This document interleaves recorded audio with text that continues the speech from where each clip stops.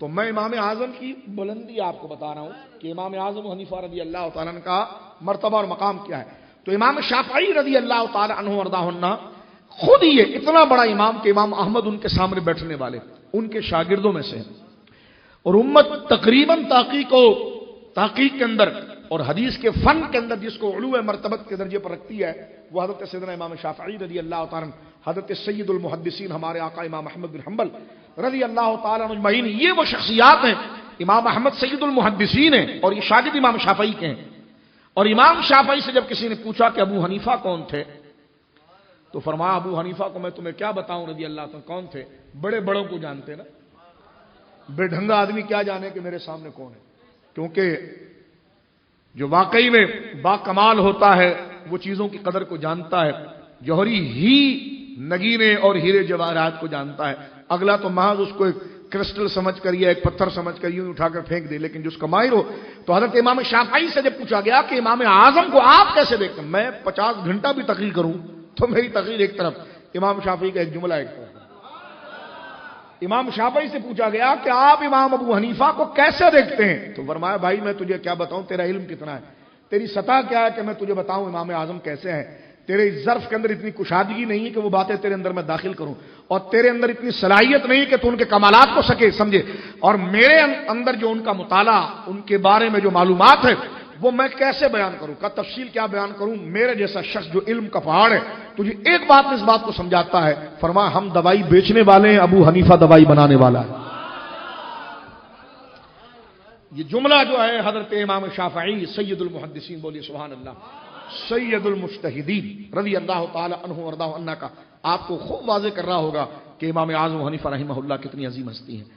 4000 استاذوں سے آپ نے علم حاصل کیا اور اس مقام پر پہنچے، لیکن جب ان سے کہا گیا کہ استحضار، علم، فیضان، رونق، وہ مزہ، وہ لطف کہ جناب جس میں ایک لائن پڑھو تو 1000 لائنیں اس کے پیچھے چھپی بھی نظر آتی ہیں، ایک مسئلہ پڑھو تو اس کے پیچھے ہزاروں مسائل کا سمندر نظر آتا ہے. نظر کس کو آتا ہے؟ صرف تمہیں. اگلا تو صرف سیاہی کو دیکھ رہا ہے، ابو حنیفہ مسئلے کو دیکھتے ہیں تو اللہ اتنی سمجھ دیتا ہے کہ ایک مسئلے سے 1000 مسئلے نکال لیتے ہیں. فرمایا یہ علم فیضان کہاں سے ملا؟ فرمایا امام جعفر صادق سے. بولے محمد سے سبحان. اس سے آپ اندازہ لگائے قدر والے جانتے ہیں قدر و شان اہل بیت. آپ نے فرمایا لولا السنتان ہلک النعمان، فرمایا زیادہ نہیں، میں نے صرف 2 سال امام صاحب کی خدمت میں گزارے. امام اعظم ابو حنیفہ رحمہ اللہ نے سرکار امام جعفر صادق اور ان کے والد گرامی محمد بن علی بن حسین بن علی بن ابی طالب رضی اللہ عنہ اجمعین، حضرت امام باقر کے نام سے جو مشہور ہیں آپ کے والد گرامی، ان کے بھی شاگرد ہیں امام اعظم ابو حنیفہ، اور حضرت امام جعفر کے بھی ہیں. اور اتنے پسندیدہ اور چہیتے شاگرد ہیں کہ پہلے تو اظہار اپنے استاد کے لیے کرتے ہیں اور کہتے ہیں کہ لولا السنتان لہلک النعمان، فرمایا زیادہ نہیں، میں نے 2 سال گزارے، اگر یہ 2 سال نہیں ملتا نا تو فرمایا کہ نعمان ہلاک ہو جاتا. یعنی اتنا علم پڑھا بھی ہے اور کوئی درک نہیں پیدا ہو رہی ہے. تو یہ امام اعظم کے جملے ہمارے نہیں ہیں. فرمایا لولا السنتان لہلک النعمان، اگر وہ 2 سال نہ ملتے تو نعمان ہلاک ہو جاتا. یعنی امام اعظم کا نام نعمان تھا رضی اللہ عنہ، نعمان ہلاک ہو جاتا. اس سے آپ اندازہ لگائیے اتنے بھاری جملے آپ کہہ رہے ہیں تو پتا چلا علم کا اصل مغز ہی آپ کو سرخیل اہل بیت سرکار امام جعفر صادق سے. اور یہ بات یہاں پر حق ثابت ہو گئی. سرکار دو عالم صلی اللہ علیہ وسلم نے فرمایا تھا جب تک قرآن اور اہل بیت کو ساتھ میں رہو گے تو دین تمہیں سمجھ میں آتا رہے گا، کیونکہ قرآن اہل بیت کے پاس، بولو سبحان اللہ. اور وہ تفسیر جو ہے سرکار امام باقر پر پوری ہوتی ہے.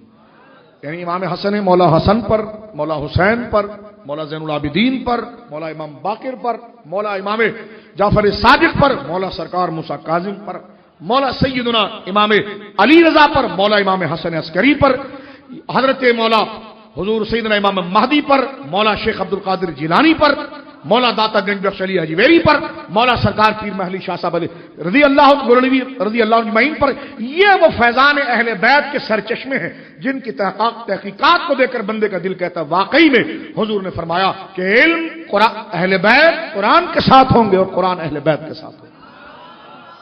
آج بھی غوث اعظم کی تحقیقات آپ پڑھیں، آپ حیران ہوں گے کہ ایسے نکات آپ کو کہیں نہیں ملیں گے.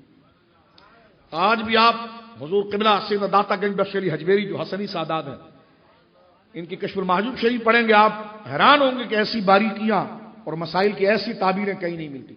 میرے آقا سرکار گولڑا اعلیٰ حضرت سرکار پیر محلی شاہ صاحب رضی اللہ عنہ وارضاہ عنہ کی مبارک و مقدس کتاب سیف چشتیائی دیکھ لیں، اعلی کلمۃ اللہ فی بیان وما اہل بہ لغیر اللہ آپ دیکھ لیجئے، آپ کی تصفیہ ما بین سنی و شیعہ جو ہے وہ دیکھ لیجئے. انسان حیران ہوتا ہے. خدا کی قسم میں درجنوں کتابیں اس سبجیکٹ پہ دیکھنے کے بعد جب سرکار پیر محلی شاہ صاحب کو دیکھتا ہوں تو حیران ہو جاتا ہوں کہ اللہ رب العالمین نے کیسی زیرک اور کیسی درک اور مسئلے کی تفہیم کا کیا انداز عطا فرمایا ہے. یہ فیضان اوپر سے باب علم حضرت مولا مرتضیٰ سے چل رہا ہے. بولو سبحان اللہ. لیکن یہاں پر میں ایک بات آپ کی خدمت میں واضح طور پر عرض کر دینا چاہتا ہوں، وہ یہ ہے اعلیٰ حضرت نے ایک بڑی پیاری بات لکھی. فرمایا دیکھیں سلسلے روحانیت کے جا کے منتہا ہو جاتے ہیں حضرت مولا علی پر. ٹھیک ہے، بعض لوگوں کو اشکال ہوتا ہے کہ ولایت میں حضرت مولا علی بلا فصل ہیں. میں اہل سنت کا نظریہ پیش کر رہا ہوں. ہمارے نزدیک تحقیق کے ساتھ یہ بات بالکل اجماعی طور پر نظریہ ہے کہ خلیفہ بلا فصل حضرت ابوبکر صدیق رضی اللہ. کثرت ثواب نفع اسلام میں کثرت حضرت ابوبکر صدیق رضی اللہ. افضلیت کا معیار نفع اسلام، افضلیت کا معیار کثرت ثواب، وہ حضرت ابوبکر صدیق کے پاس رضی اللہ عنہ. حضرت مولا مرتضی اس یہ بات کرنے سے حضرت مولا مرتضیٰ رضی اللہ عنہ کی الیاذ باللہ درجات میں کوئی کمی نہیں. میں نے آپ کے سامنے مشاجرت صحابہ میں حضرت امیر معاویہ کے حوالے سے امام اہل سنت نے جو 29ویں جلد کے اندر اعتقاد الاحباب میں جو اس مسئلے کو لکھا ہے کہ حضرت امیر معاویہ رضی اللہ عنہ سے حضرت مولا مرتضیٰ کا رتبہ کتنا بڑا ہے کہ ہزاروں سال تک اگر تیز برق بار گھوڑا دوڑتا رہے مسافتیں ختم نہیں ہو سکتی، اتنی اونچی مسافت مولا مرتضیٰ کی ہے. یہ توازن اہل سنت کا. لیکن حضرت سیدنا ابوبکر صدیق رضی اللہ تعالیٰ عنہ کے لیے اہل سنت کا یہ اجماعی عقیدہ ہے اور ضروریات اہل سنت کا عقیدہ ہے. یعنی یہ کہ ضمنی دلیل نہیں، دلیل قطعی ہے اور قطعی دلائل سے یہ عقیدہ واضح ہے کہ فضیلت علی الاطلاق جو ہے وہ حضرت ابوبکر صدیق سے ہے. ایک سوال ذہن میں آتا ہے کیونکہ بات چل رہی ہے نا سیدنا امام باقر کی، تو ضمناً سے میں اس کو لے کر کوئی خاص بنا کر نہیں لایا یہ ٹاپک کو کہ خاص بنا کر آپ لا رہے ہیں. یہ ضمناً ایک سلسلوں کی بات چل رہی ہے تو بات ذہن میں آئی ہے تو میں کلیئر کرتا ہوا تھوڑا سے آگے چل رہا ہوں کیونکہ اکثر لوگ یہ بیان ہی نہیں کرتے. میں کرتا ہوں تو لوگ کہتے ہیں جی آپ یہ عوام کے سامنے کیوں بیان کرتے ہیں؟ تو میں نے کہا یہ پھر لکھا کیوں گیا ہے؟